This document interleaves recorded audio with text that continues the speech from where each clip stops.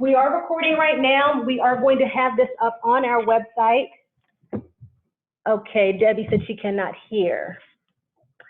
We'll try and get to that in a second. Is there anyone else that can't hear? Just use your chat. Usually if you navigate toward the bottom of your screen, you will see a navigation bar. If you open the chat room, it will allow you to communicate with us. We have everybody muted so that we have a better audio experience for our speakers. So if anyone else can't hear, let me know and I'll see what's happening. As I said, we are recording this. This is something that we will put up on MML's website by the end of the week so that you can see some of the notes and some of the tips that will be provided here today. I'm checking the chat to see if anybody else is saying they can't hear. It sounds like it may just be Debbie. Okay. Give me a second.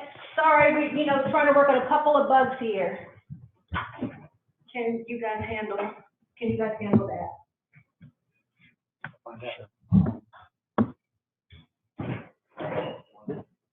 What?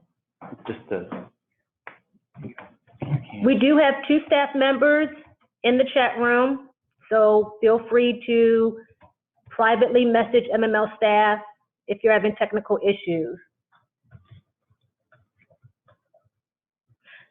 So, Debbie, I hope we can get you started. You may have to jump off the call and jump back in, as I'm not seeing anything on our end that would cause you not to hear. But I apologize for that. At this time, I'm going to turn it over to MML's president, Ryan Spiegel, council member, Gaithersburg. Well, good afternoon, everyone. Welcome to the webinar. Thanks for your patience as we work out some of these minor technical issues, but we really appreciate everyone's participation and attendance and the great interest that we've seen from so many municipalities across the state.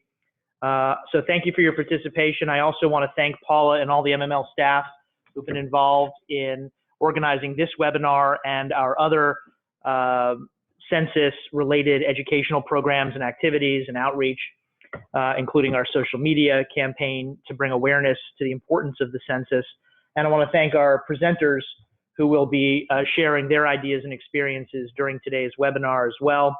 And a special shout out to Lauren Sukol, who is our MML representative on the statewide Governor's Complete Count Committee, who's really been integral to helping us make the census such a priority this year in 2020. As many of you or all of you already know, the theme that I selected as president of the league this year is Reimagine Tomorrow. And the idea is that municipalities are the innovators on the cutting edge of addressing community challenges and opportunities, working with our partners at all levels of government and in the private sector and communities. One way that we reimagine tomorrow is by leveraging technology for better educational opportunities for our members and convening discussions like this one. So I hope you'll agree that having these types of webinars is one step, one tool in our effort and our path to reimagining tomorrow. And as Paula mentioned, this webinar is being recorded and will be available on our website. Many of you probably already know, but if you haven't checked, our website also has a tremendous amount of resources related to the census, information and templates that I encourage you all to check out as well. These are free, that you can use, that you can customize for your municipalities and communities. And we do have a tremendous amount of enthusiasm among our membership for making sure that we do a successful job addressing the census. I understand we had nearly 60 folks registered for this webinar, which is really a great turnout. But the truth is that we can't reimagine tomorrow effectively if we don't have a fair and accurate picture of who we are today. And that's really why we've made Census 2020 such a priority. And I believe that municipal involvement is going to make the difference for Maryland's success in this count. Because census experts talk about the need to have trusted messengers in the community to be able to do the outreach and make sure that people understand the importance of participating. And there's no more trusted messenger in a local community than a mayor or a town council member or a department head who works directly in Parks and Rec or Public Works, someone who really knows the community inside and out, where the churches are, where the schools are, where the neighborhoods are, and can really communicate in that one-on-one local basis that we need to be able to be successful. So that's why we're so excited to be putting such a focus on this. And it's a win-win for us because making sure we count everyone in our municipalities means, of course, more money for you and your community through federal funding formulas and more representation for you and your community, both in Annapolis and on Capitol Hill in Washington, D.C. And it also means a more accurate picture for your own long-term planning and leadership decisions, as well as for those of the private sector so that they can make the business decisions using the census data to decide to locate jobs and stores and restaurants and other great economic development opportunities in your community. So with that, I'll turn it back over to our staff, and I just want to again say thank you so much for participating and for making Census 2020 a top priority of the Maryland Municipal League and your cities and towns.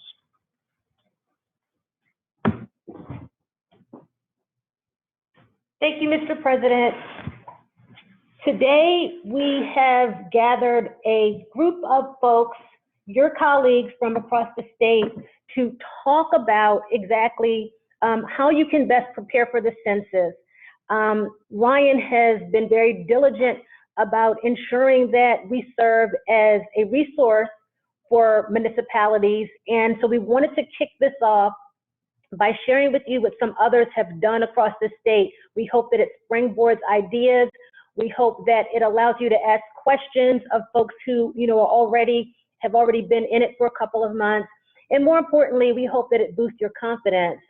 So today we have with us Lauren Sukol, who is a program coordinator with the city of Gaithersburg. We have Kirkland Rhoda, who is a grant manager with the city of Seat Pleasant. We have Sharon Lipford, who is the director of public engagement with the city of Seat Pleasant. And we have Karen Monteith, who is the clerk treasurer at Denton. We hope that when the end of this call comes, that you will better understand what we're calling the Maryland Be Counted initiative, that you understand the timeline ahead, that you understand your municipality's role in outreach moving forward. And we'll also share some best practices with you and some key resources that you'll be able to use moving forward in terms of reaching the Census Department and getting folks to come out to your municipality. So the first thing that we're going to jump right into, and we're going to talk about exactly what Maryland Be Counted is. When the president asked us to make sure that we increased the census participation rate across all of Maryland's municipalities, we immediately knew that our role, the league's role in this, would be to provide you as much information as possible. If you have not been very active on social media, then you have missed our Census Tweet Tuesdays. And every Tuesday, we are passing along links, information, and tidbits on the census so that so that we're busting myths. So Maryland Be Counted is our information initiative. In the end, we hope that you will be sharing these tweets, that you will be sharing this information, and that it will make it easier for you to answer constituent questions as they come about. When you are doing any type of social media posting about the census, and we hope that you will moving forward, please use the hashtag MDBeCounted. This is a great way for us to archive all of the great information that we're doing and all of the great things that you're doing to make sure that your participants, that your constituents are counted. So at this time, I'm going to go ahead and turn it over to Lauren Sukol. Lauren, please let me know when you need me to move to your next slide. Thank you. Okay, I'm ready. I think I just have the one slide. Can you hear me okay? You have two. Oh, that one, the timeline. Okay, this one, hi, I'm Lauren Sukol. Thank you for inviting me to participate in this. This is really just the general important dates. We're kind of at the very beginning of being in the thick of it right now. So this, I think, is self-explanatory generally. March 12th, households will begin receiving, hold on just one second, my little screen here is blocking my slide on my computer. Households will begin receiving the postcard indicating that it's time to go on and fill out the census. April 1st, 50 days from now, is Census Day. And at that point, most people should have received their invitation to take the survey.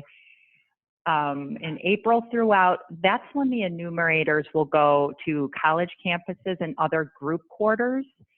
May through July, enumerators will begin visiting homes where they have not received a response yet. The responses are supposed to come through to the Federal Census Bureau pretty much in real time. So, I mean, theoretically speaking, I would encourage people that if they do not want a government employee knocking on their door, then fill out that survey and do it as soon as you get the postcard, because they will definitely come knocking. So as I said, the enumerators will work to try and get as many surveys in as possible throughout July, I think till July 31st officially. And then all of that information will be compiled by Census Bureau analysts into a report that they will then deliver to the President of the United States at the end of December. And the states should start to receive their counts, their total population counts, by March, the end of March 2021. And then that's it. You can move to the next slide.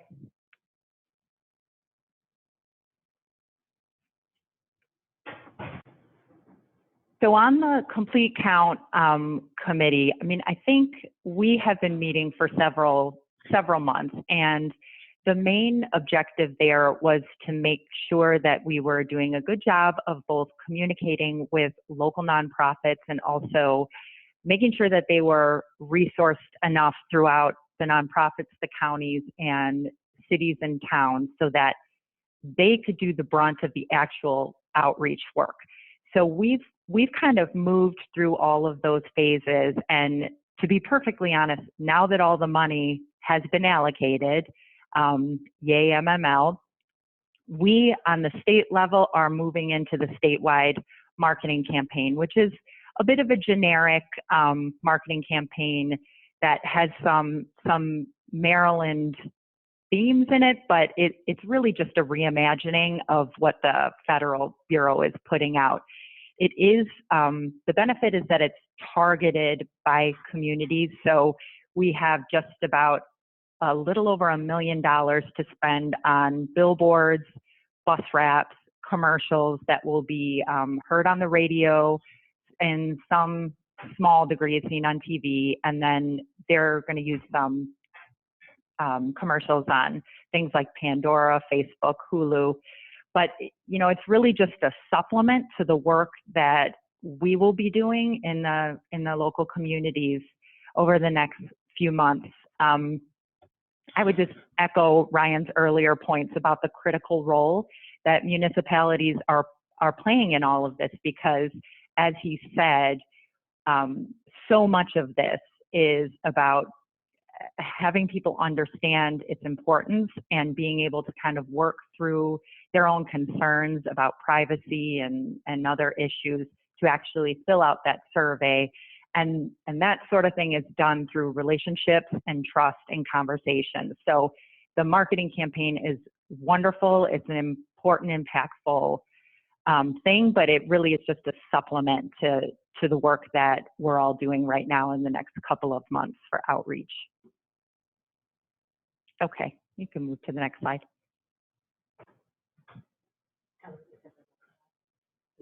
Lauren, this is your next slide, the guidance from the Complete Count Committee. You had those two, timeline. Oh, okay. Yeah, I saw that one. So that's really it. I just was ready to talk about Gaithersburg, my favorite subject. Okay, and so you will, I'll come back to you. Okay, that's fine. Next, I would like our speakers from Seat Pleasant to let us know a little bit about what they have already been doing and what they have planned for this year's census outreach. And if you ladies could let me know when to move to your next slide, I'd appreciate it. We're ready. Okay, well, thank you. And we want to talk about just what you have on your slide, increasing outreach confidence. Each town has its own special assets and special resources, so just be creative and go crazy with it. But I just want to run through what Seat Pleasant is doing. You can read along. February 21st, we're going to have our volunteer orientation. We have about 40 on a list. We received some funding from the Maryland Department of Planning and the Historical Trust. So we're going to be able to pay them a little something, and we're going to engage high school students to do community service hours. And we're going to reach out to our Hispanic population and get a translator. March 13th, we're going to address the hard-to-reach population of our low-income residents. We have 2 subsidized apartment complexes in the city, so we're going to them. And we're going to have a Seat Pleasant census tent up and things for the kids so that the parents will feel comfortable coming down and bringing the kids. And we're going to have a few refreshments, and that's going to be on the 13th. And on the 14th, we're going to be at the other complex, and at the same time, the mayor is going to be having a ward walk through that particular ward. So it's going to culminate at that complex, and we'll just have a big census awareness rally. March 21st, we're going to have a bus tour with the mayor where we're going to take our city bus and go around through the town, and there's going to be a table and chair in there where persons can come on bus and fill out their census. Since this census is the first to have it available online, so we're just going to bring it right to you. On the 28th, we're going to have a big community rally where we'll have some speakers and things for the kids and food and different things in the park at the police station. At the police station. Then March through April on Wednesdays, 2:30 to 4:30, we're going to have our street team will be going out March and April 2 to 4 every Wednesday around the community with the iPads, greeting people who may want to just fill it out right there where they are. And on Wednesdays from 2:30 to 2 to 4:30, we're going to have persons come to the City Hall and be available for persons to come to City Hall and have some coffee and donuts and fill out their census form right in our conference room with some of our volunteers. And we did that because we're trying to accommodate those people who may not want to address the street team that may come to their home. So we're trying to make it more comfortable for people to come to City Hall, to a place where they're familiar with. So we have a street team, but then we have the opportunity for people to come to us as well. Moving along, trying to keep on schedule. We have our weekly. Next slide. Oh yeah, next slide.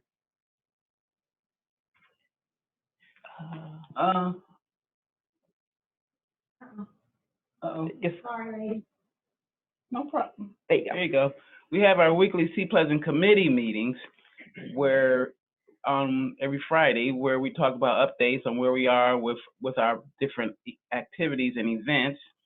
We're also going to be hiring Hispanic translators to go with the street team as well as with the persons in the conference room in case we need to help our international population. And we're also going to be partnering with Fairmont Heights and Capitol Heights. There's a women's shelter in Fairmont Heights and a men's shelter in Capitol Heights. So we want to make sure we discreetly, talk to them and make sure they're able to fill out their census questionnaire.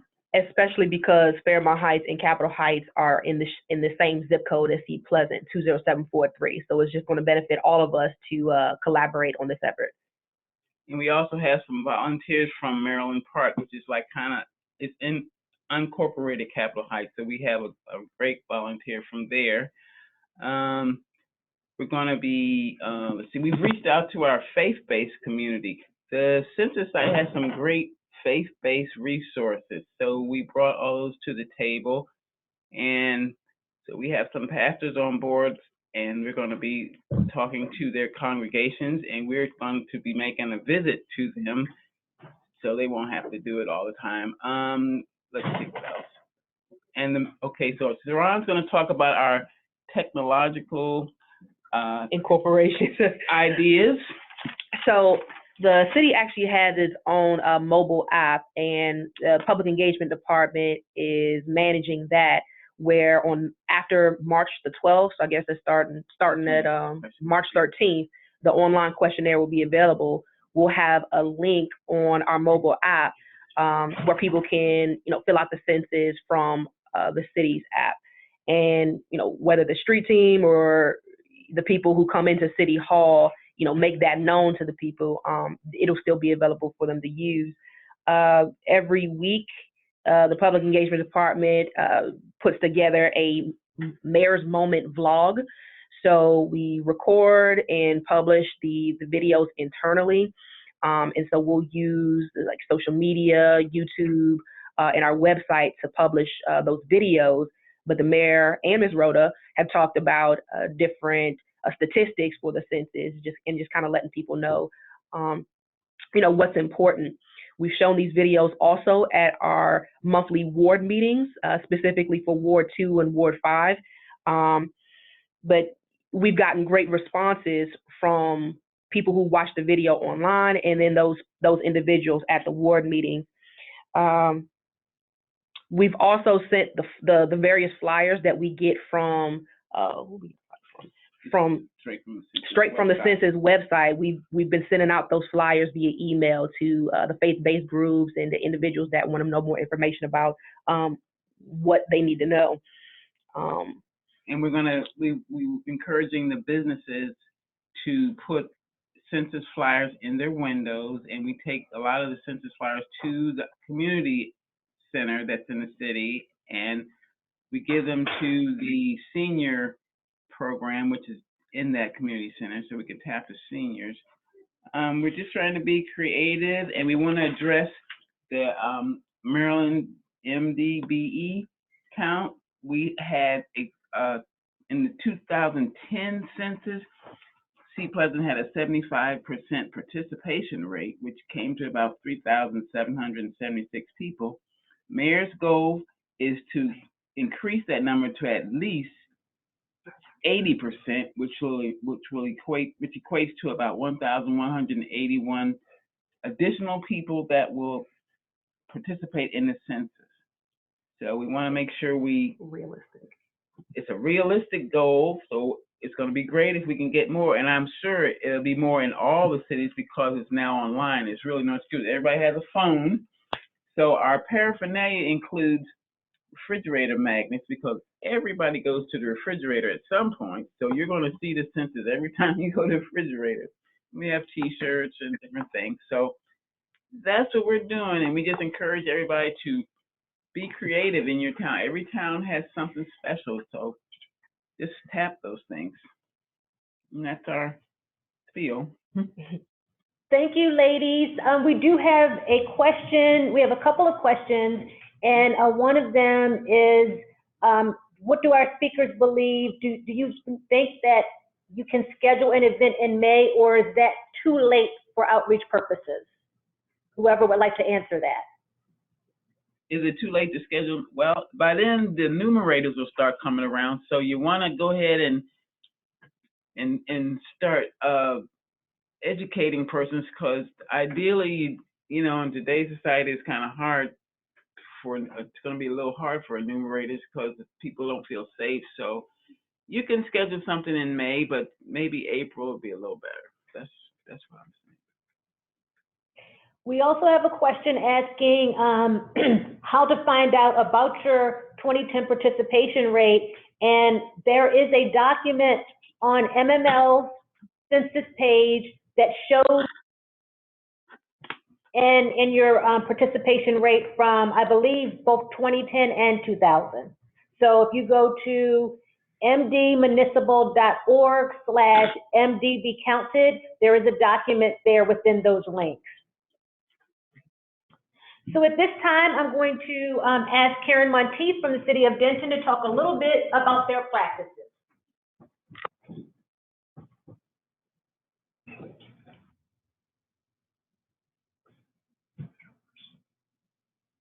Karen? Uh-oh.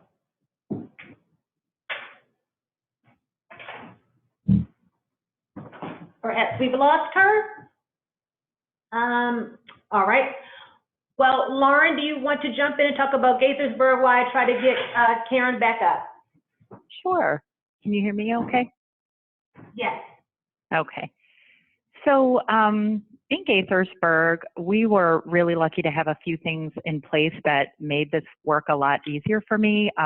For one thing, my boss, who runs our public information office, was very involved in the outreach effort in 2010. So she brought a lot of knowledge to the whole thing. But she also created space for us to do the work at work and was able to carve out a bit of resources to devote to marketing. So the first thing that we did was we thought about how to best utilize our existing relationships. So we administer a significant amount of money to area nonprofits. We mandate that grantees join what we call the Nonprofit Coalition of Providers. That's about 60 nonprofit organizations. And at our last quarterly providers meeting, we made Census 2020 the main topic of discussion. So we invited our federal Census Bureau partnership specialists to be a part of that conversation.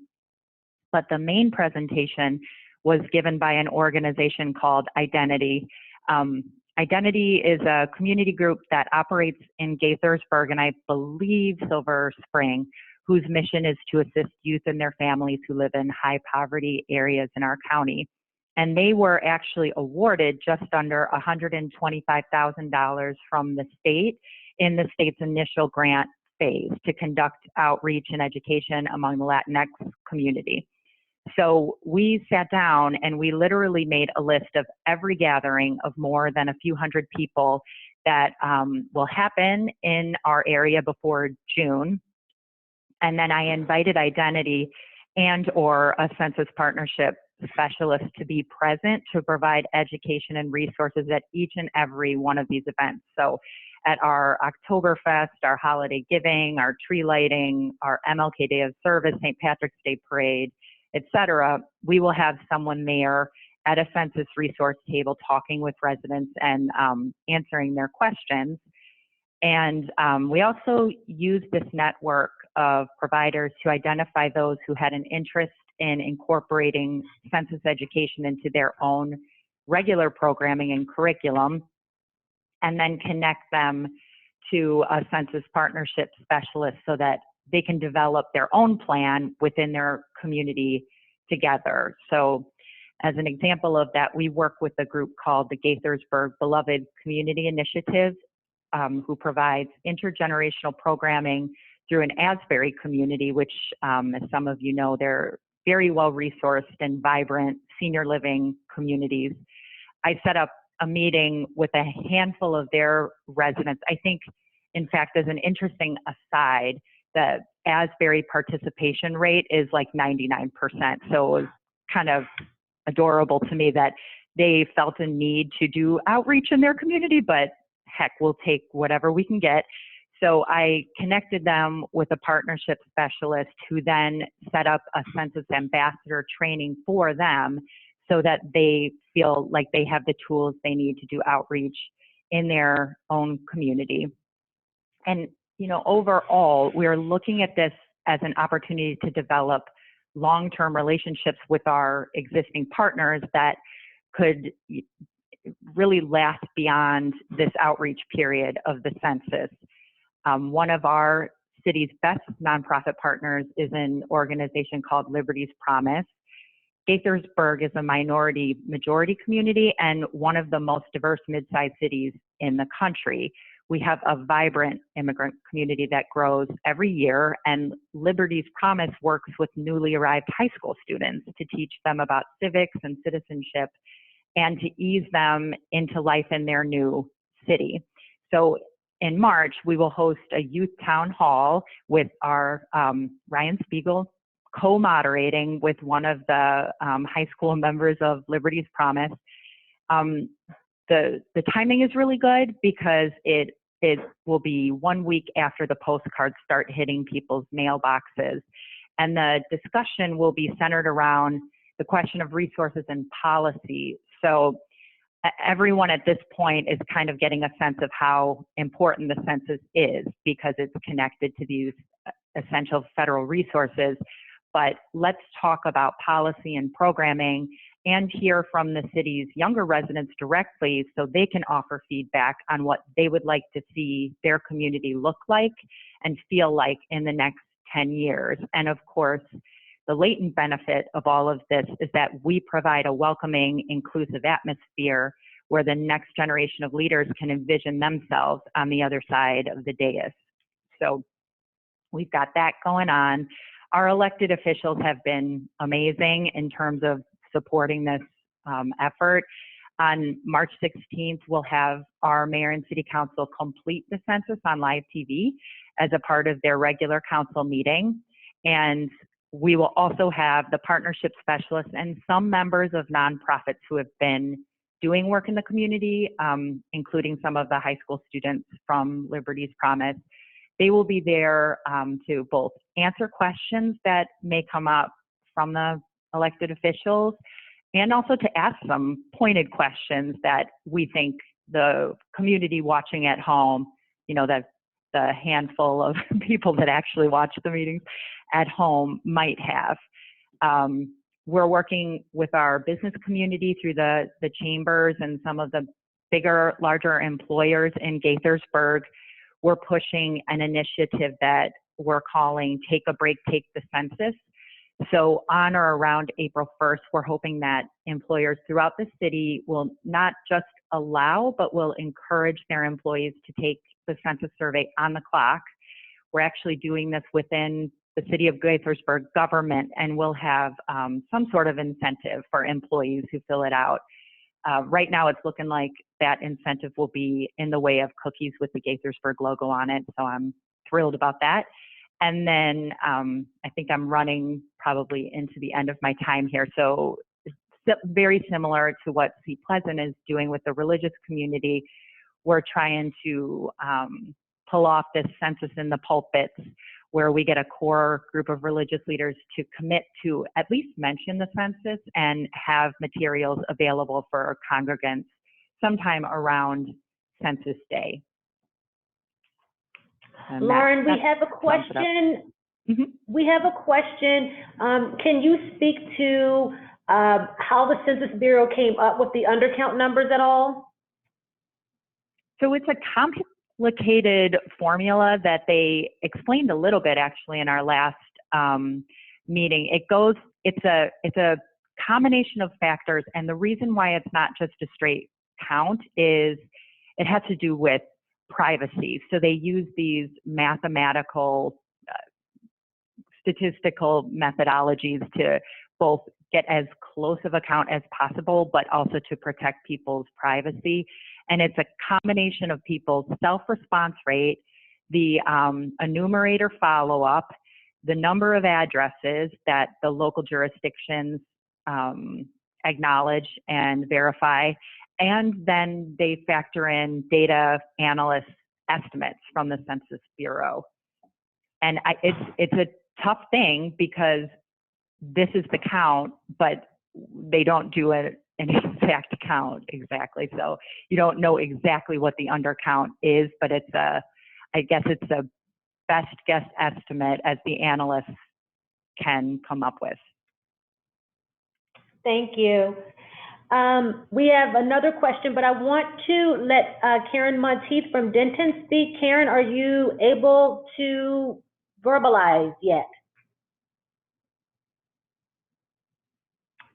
Yeah, we are not hearing you for some reason, and I'm not really sure what's going on.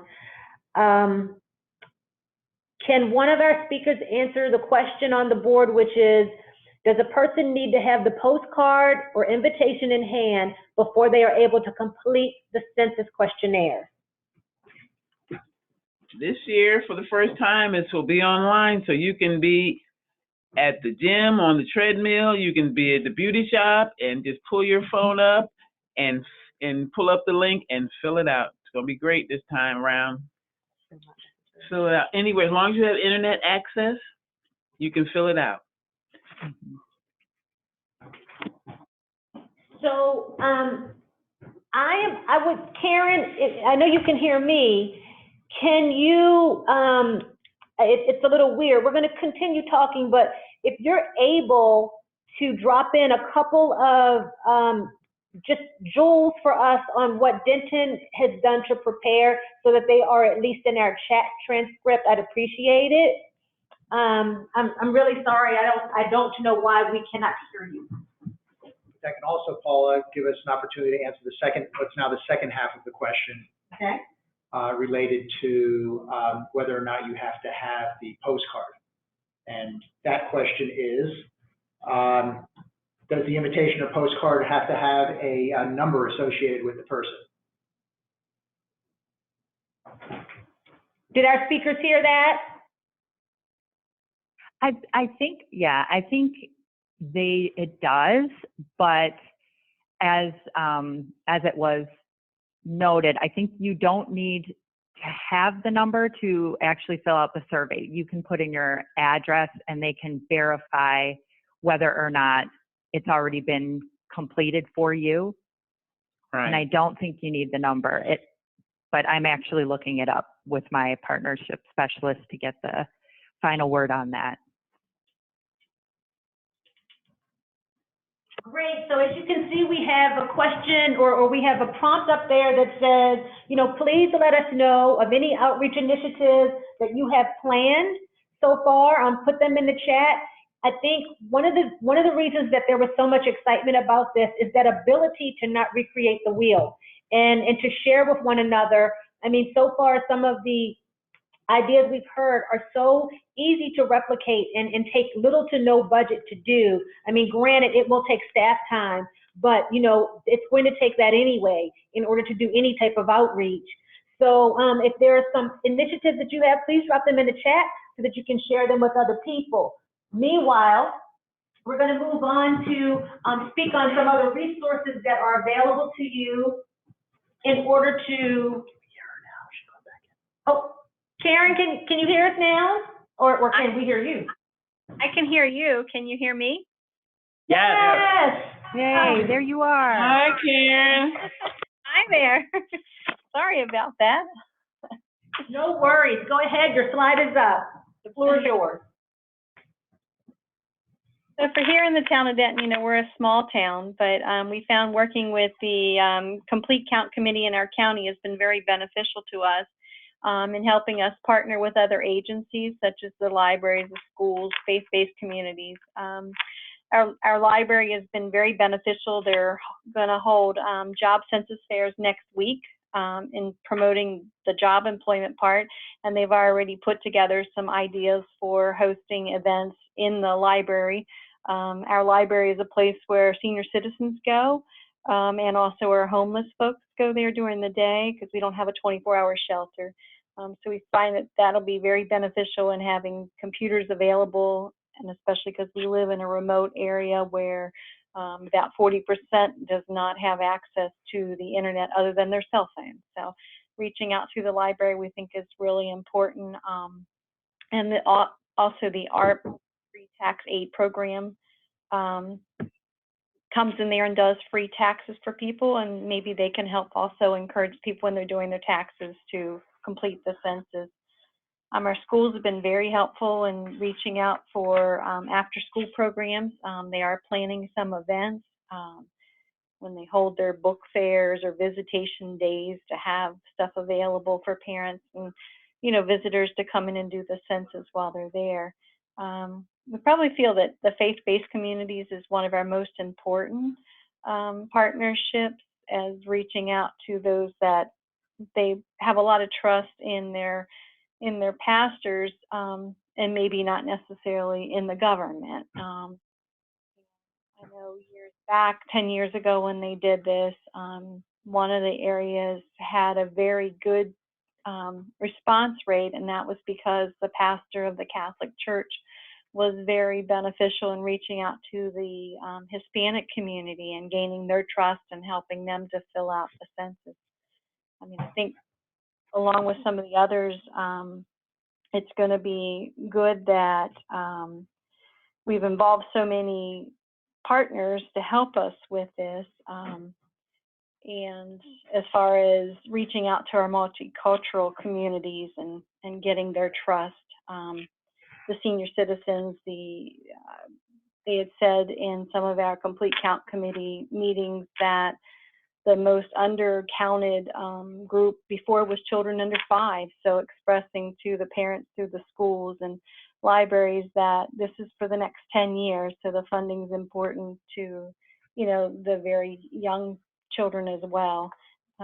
We also have reached out to some local businesses. Our electric companies are actually willing to promote the census on their billing statements and sending out flyers, and they're going to be putting things on their website. We've been reaching out to some of the larger companies as far as HR departments. Not only do we want to reach our residents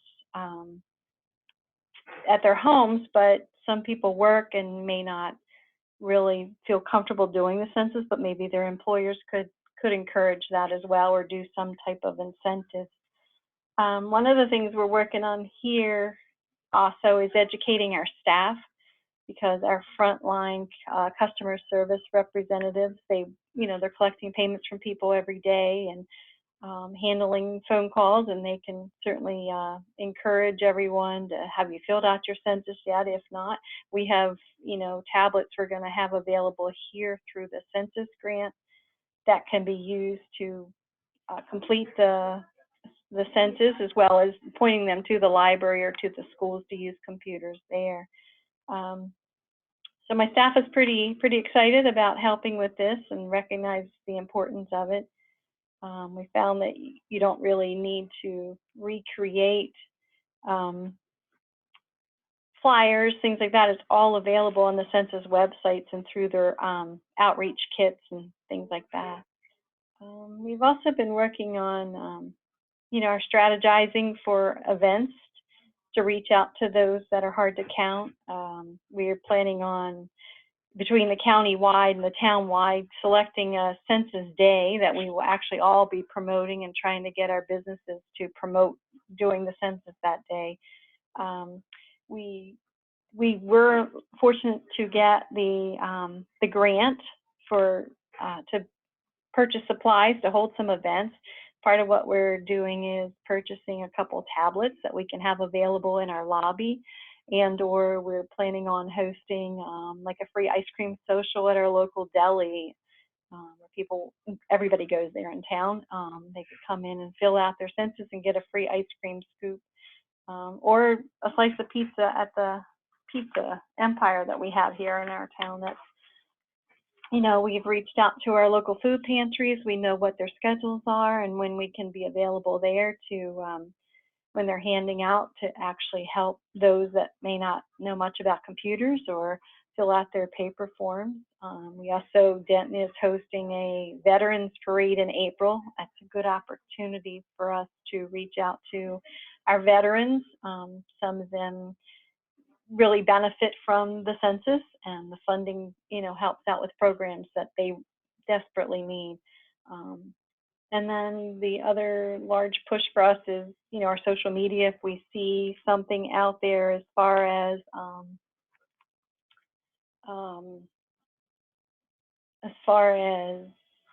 somebody else is doing an event, we can share it, making sure that we're spreading the awareness, whether it's for our town or not. I mean, I've seen like Wycomico County and them, they have some really good websites. share it, so that others know about it. We also have added the 2020 census.gov link to our website, as well as the state of Maryland and the U.S. Census website. So they're readily available on our website and are included in our email signatures. And then I just have to say, this is not my first census, but it's been really great working with the U.S. Census specialist that's been assigned to our area and the Maryland Department of Planning staff. They've been just great attending our Complete Count Committee meetings.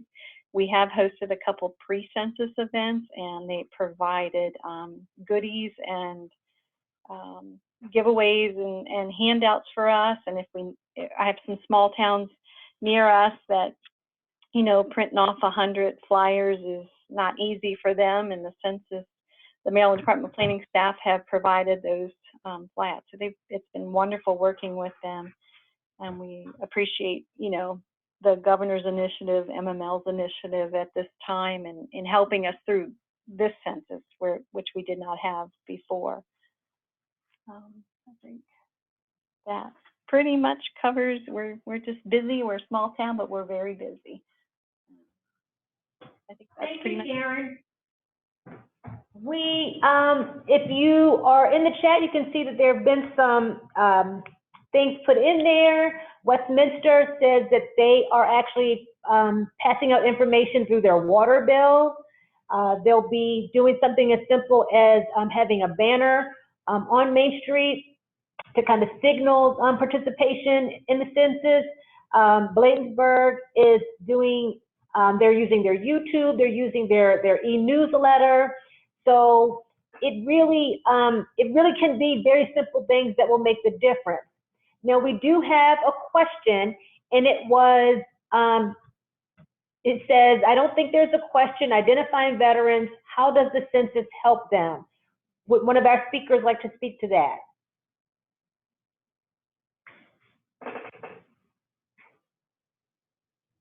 Anybody? I think the biggest thing is through the health care for the veterans, the funding that goes into the VA and some of their benefits, the organizations, like we have Midshore Veterans Group that has started up, and they're there to help veterans find services and benefits that are available to them.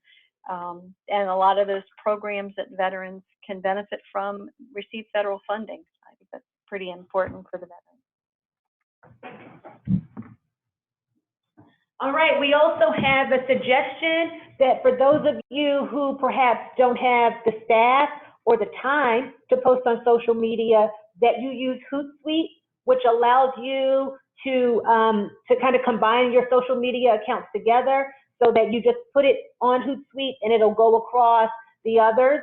It also allows you to schedule those posts, so that, for example, if you participate in Census Tweet Tuesday, you could have 3, or 4 posts that you want to go up, schedule them to go out throughout the day, and you set it and forget it. So I think that's a great tip. Thank you. Let's see. Looking at available. Oh, go ahead. Go ahead. This is Ms. Rhoda. I had suggested to our staff and elected officials that they put in their email signature the census logos and any other in the county and the state logos in their signature, so someone will always see it, and they will be, that's instant promotion right there. Absolutely, something easy to do. MML has continued to use the census on our signature lines.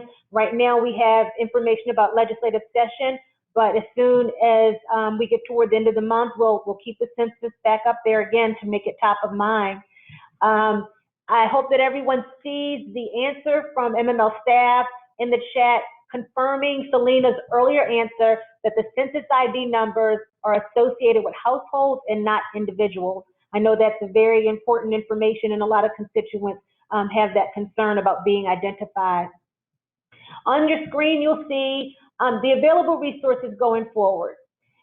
The League has created the census, our census webpage, where we've tried to put as many of what we consider the most pertinent links for municipalities, because obviously the census page, even the state's page, is very comprehensive. So sometimes it may take a little bit to dive through it. So you could always go to MML's website and be able to find a couple of links a little easier. But we do have the census.gov link up there. Please use it. There are items up there in different languages. I mean, there's nothing you won't be able to find there to help you with your outreach. And then Asha Kemp is the partnership specialist who I think is going to be the most help to us going forward. I believe Karen mentioned several times that she is, really dependent on her partnership specialist. But Asha has told us that it would be better because it's the staff is turning over. They're getting new folks all the time. So if you wanted someone to come and speak to your municipality, if you had questions, please use that email so that she could identify who would be the best person to come speak to you. And Lauren, did you want to add anything to that? Nope, you said it perfectly. Okay, great. So in the interest of time, I want to make sure that we are staying within the 1 hour quick lunch break. If you have any more questions, now is the time to add them into our chat, or if you wanted to add anything, now is the time to put it in our chat. Just a reminder that beyond this chat, we have our Census Tweet Tuesdays. Please join in. I think it's really important that we show this effort. When President Spiegel conceived this, his whole point was that we all galvanize our voices to make sure that if anybody in Maryland was counted, it would be our municipal residents. And the best way to show that we're all in it together would be to use the same hashtag so that people can look back and see just how, we were working to inform constituents. Again, the website, please use that. And then use each other. You can see some great ideas being dropped into the chat. Those are great nuggets about Hootsuite and using electric bills and water bills. So use one another. There were over 70 people registered for this webinar. And so that's 70 emails of people who were curious or maybe had something to add. So, I have no problem if everyone gives their permission to be able to circulate that. If you want to ask one another questions or ask how it's going, we can definitely do that if you're okay with your emails being used. Any questions, or any extra questions before we wrap it up? There's one more question there. That might be better answered offline unless somebody has a... Okay, do we have social media facts compiled somewhere? I am a one-man band and would love to find a place where several facts are listed instead of me copying one at a time. So I would say no, there's no comprehensive social media tidbits, but the MDB counted hashtag at least helps you go to one place. If you put that in Twitter, and we've also been doing it on Facebook, but if you put that in your Twitter search engine, it'll come up with all of the facts that we've used. And, granted, you'll have to copy and paste or retweet or whatever, but at least you won't have to search very hard. Anything else? Okay. Well, thank you everybody for coming. As I indicated, thank you for bearing with us because we're so new to webinars and that technology gets a little glitchy sometimes, we all know.